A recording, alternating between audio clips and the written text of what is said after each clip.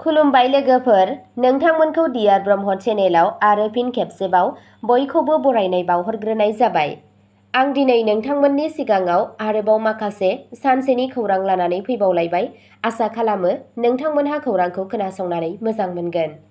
आरो बेजों लोगोसेनो सानफ्रोमबो फुंबिलि समाव बे चेनेलाव गोदान खौरां लाबोबाय थानाय जायो। बेनिखायनो नोंथांमोनहा चेनेलखौ दासिमबो साबस्क्राइब खालामनानै लायाखैब्ला साबस्क्राइब खालामनानै लादो आरो खौरांखौ खोनासंनानै मोजां मोनोब्ला अन्नानै लाइक, शेयार आरो कमेन्टबो खालामनानै होलांब्लानो जाबाय।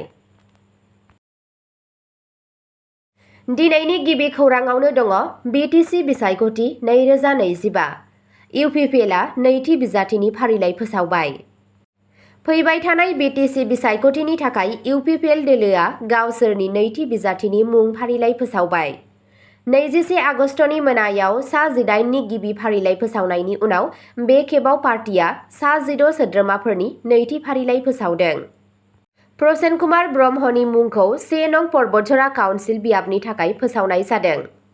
UPPLनि नैथि बिजाथिनि फारिलाइया जादों परबतझरा बियाबाव प्रसेन कुमार ब्रह्म, UPPL परबतझरा जिल्ला कमिटिनि प्रेसिडेन्ट एबा नेहाथारि।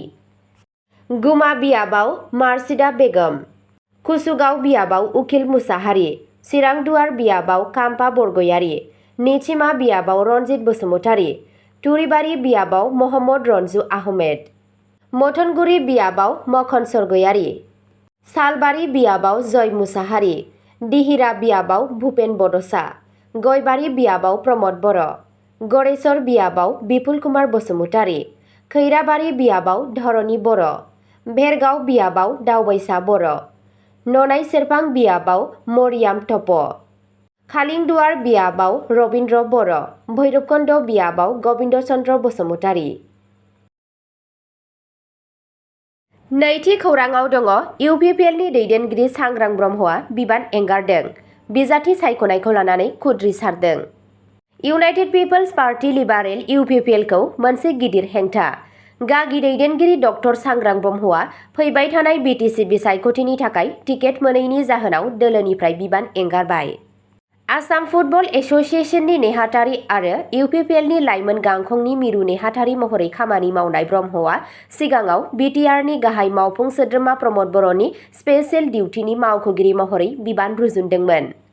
UPPLनि 14 नं चिरांदुवार बियाबनि ब्रह्म, जायखौ सासे गोख्रों बादायगिरि मानिनाय जायो, बुंदों दि बे थिरांथाया गुदि थाखोनि मावथिफोरनि थाखाय मोजां नङामोन।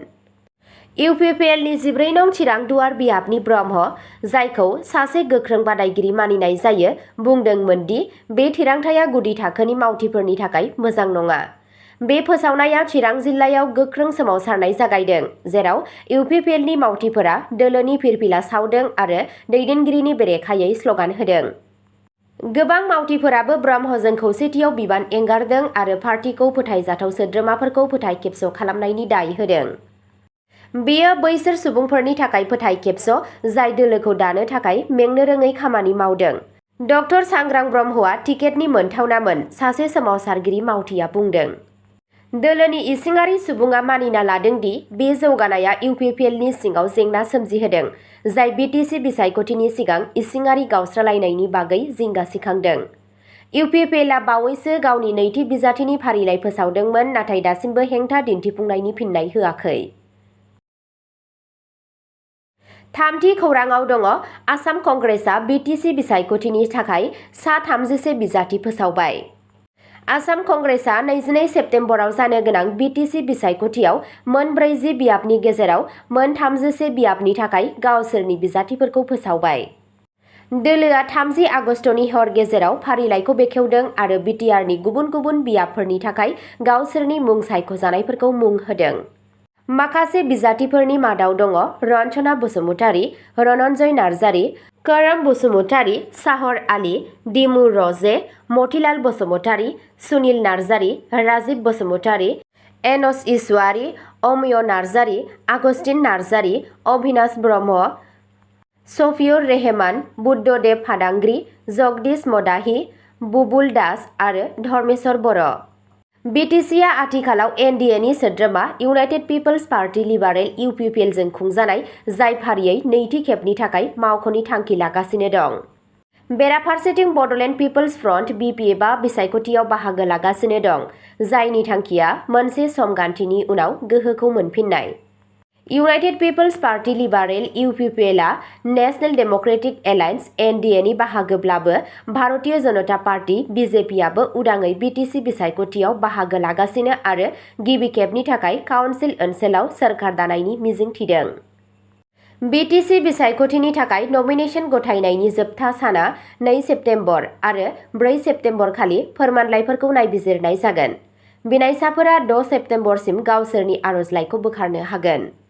क'क्राझार, चिरां, बाक्सा, तामुलपुर आरो उदालगुरि जिल्लायाव गासै बियाबफोराव गासै भट होग्राफोरनि अनजिमाया सा 26,930,937, जेराव सा 13,23,399 हौवा, सा 13,34,521 आइजोफोर आरो सा 17 गुबुन सुबुंफोरा दं। मोन 3,359 भट मिरुफोराव भट होनाय जागोन। ब्रैथि खौराङाव दङ टिकेटनि बेले-बेजेनि गेजेरावनो UPPL दोलोआ चिरां दुवाराव देरहागोन होनना बिजाथि काम्पा बरग'यारिया बुङो। 14 नंनि थाखाय इउनाइटेड पिपल्स पार्टी लिबारेल (UPPL) नि नमिनेशन मोननायनि उनाव BTC बिसायख'थिनि सिगां चिरां दुवार बियाब BTC नि बारग' लेङाइ गाहाय काम्पा बरग'यारिया रबिबाराव बुंदों दि बिथाङा बड'लेण्ड पिपल्स फ्रन्ट (BPF) नि दैदेनगिरि हाग्रामा महिलारीनि हेंथायै बादायलायनो थाखाय आबुङै थियारि। UPPL आ बेवहाय जाफुंसारगोन। रावबो गुबुन दोलोआ जोंखौ फेजेननो हाया। UPPL आ BPF निख्रुइ बांसिन मुलाम्फा गोनां थासारियाव दं। जेब्ला आं UPPL आव हाबदों अब्ला फ्राय 4,000 सुबुंफोरा आंजों लोगोसे हाबदों आरो गोबां सुबुंफोरा उनाव फैगोन। बे बाथ्राखौ बै सानखालिनो फोसावनाय जादोंमोन जेब्ला UPPL आ गावनि सा 16 बिजाथिफोरनि नैथि फारिलाइखौ फोसावदों, जायखौ मिरु मावफुं आफादआ गनायथि होदों आरो दोलोनि आफादगिरि प्रमद बर'आ फोसावदोंमोन। बबेखानि बे हगारनायनि जाहोनाव पार्टीनि सिङाव बिबान एंगारनाय आरो हेंथा दिन्थिफुंनाया बांदों। बाथि खौराङाव दङ भारत आरो चीनआ SCO जथुम्मानि समाव गावसोरनि सिमायाव गोजोन लाखिनाय, बाहागोआरिखौ बांहोनाय आरो मुलुगनां फालांगियाव दिदोमथिखौ रोखा खालामनो थाखाय मोनसे गोरोबथायाव सौहैबाय। गाहाय मन्त्रि नरेन्द्र मदि आरो चीननि हादोरगिरि शी जिनपिंआ रबिबारखालि SCO जथुम्मानि बायजोआव गावसोरनि सावरायनायनि समाव सिमा जेंनानि मोजां गनायथाव आरो गावजों गाव गनायजाथाव सुस्रांनायनि फारसे खामानि मावनो समायखिरा लादों।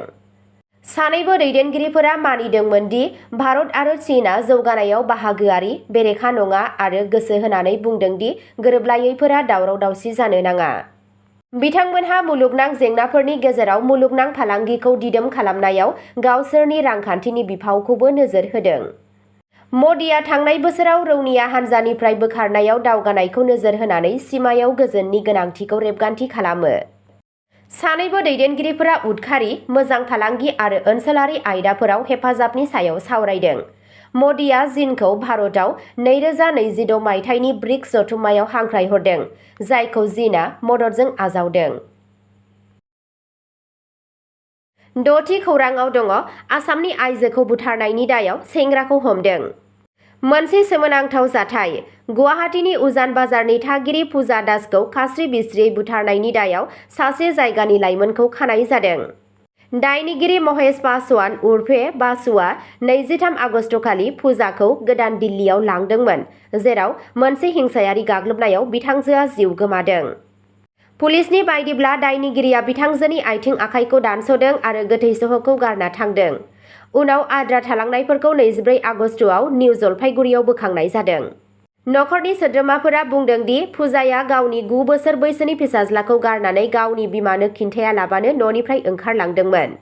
जाय सानाव बिथांजोआ बासुजों थांफादोंमोन, बै सानखालि बिथांजोखौ बिथांनि थाग्रा खुलियाव रुटि आरो बेदर जाहोनाय जादों होनना मिथिनो मोननाय जादों।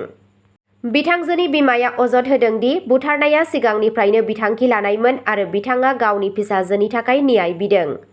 पुलिसनि सुलुङा बुंदों दि पूजाया गावनि फेग्रा मुवा सोबनायनि जाहोनाव सिगाङाव गावनि फिसायनिफ्राय आलादा जादोंमोन।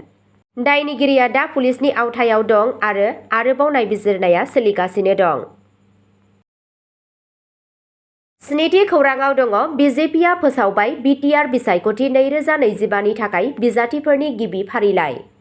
रबिबार 31 आगस्टखालि आसामाव भारतीय जनता पार्टी बिजेपिआ 2025 मायथाइयाव जानो गोनां बिटिआर बिसायख'थिनि थाखाय गावसोरनि गिबि बिजाथिफोरनि फारिलाइ फोसावबाय। रायजो बिजेपिनि आफादगिरि दिलीप शइकियाआ मोनसे खौरां मेलाव बाहागो लानानै फोसावो दि फारिलाइयाव सा 28 बिजाथिफोर दं, जाय मोनबा जिल्ला क'क्राझार, चिरां, बाक्सा, तामुलपुर आरो उदालगुरियाव गेलेगोन। बिथाङा मुंख'दों दि दोलोआ बिटिसिनि गासै मोन 31 बियाबफोराव बिसायख'थि गेलेनायनि आसा दं। आद्रा थानाय मासिफोर, गुबैयै थुरिबारि बियाबनि मुंफोरा दिनै समबारनि गेजेराव रोखा जागोन। बिजेपिआ मोनसे गोजोन, रैखाथि गोनां आरो जौगानाय बिटिआर मोनफुंनो थाखाय बावसोमनाय। बे फोसावनाया ओनसोलाव बांलांनाय राजखान्थियारि दाङाबाजि समाव फैदों, जेराव बिटिआर बिसायख'थिया गासैबो गाहाय राजखान्थि दोलोफोरनि थाखाय मोनसे मख'जाथाव फेरफाथिनाय जानो थांगासिनो दं। बिटिआर बिसायख'थि 2025 नि थाखाय बिजेपि बिजाथिफोरनि फारिलाइआ जादों क'क्राझार डिस्ट्रिक्टआव बनेन्द्र कुमार मुसाहारि, परबतझरा एसटि, सजल सिंह गुमा अपेन, राहुल नार्जारि जमदुवार एसटि, गसाइ बसुमतारि सराइबिल एसटि, महेश्वर बसुमतारि कुसुगाव एसटि, अरुप कुमार दे फकिराग्राम नन एसटि, मनरन्जन ब्रह्म दतमा एसटि, राजिब ब्रह्म बनरगाव एसटि, कबिता बसुमतारि सालाकाटि एसटि। चिरां डिस्ट्रिक्टआव दङ सोमखोर ब्रह्म चिरां एसटि, प्रभात बसुमतारि सबाइझार एसटि, सुभाष बसुमतारि मानास सेरफां एसटि।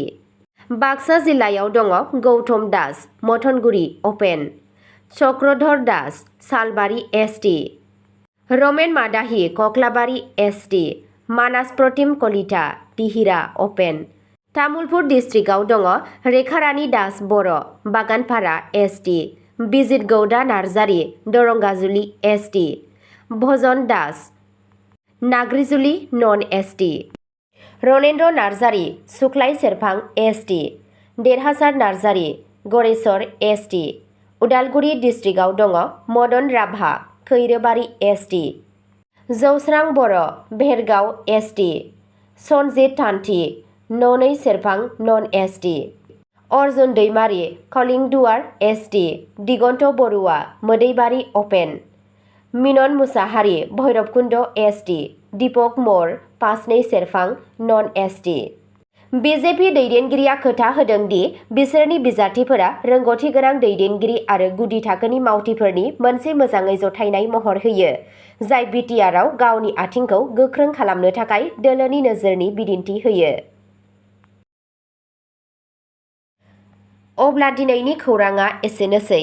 नोंथांमोनहा जुदि सोरबाफोर सानसेनि फानजामुथि नायनानै मोजां मोनो, अब्ला स्क्रिनाव होनाय चेनेल बड' इनफ' पइन्टआव थांनानै नायहैनो हागोन। चेनेलनि लिंकखौ डिस्क्रिप्शनावनो होनाय जादों। गोजोन्थों।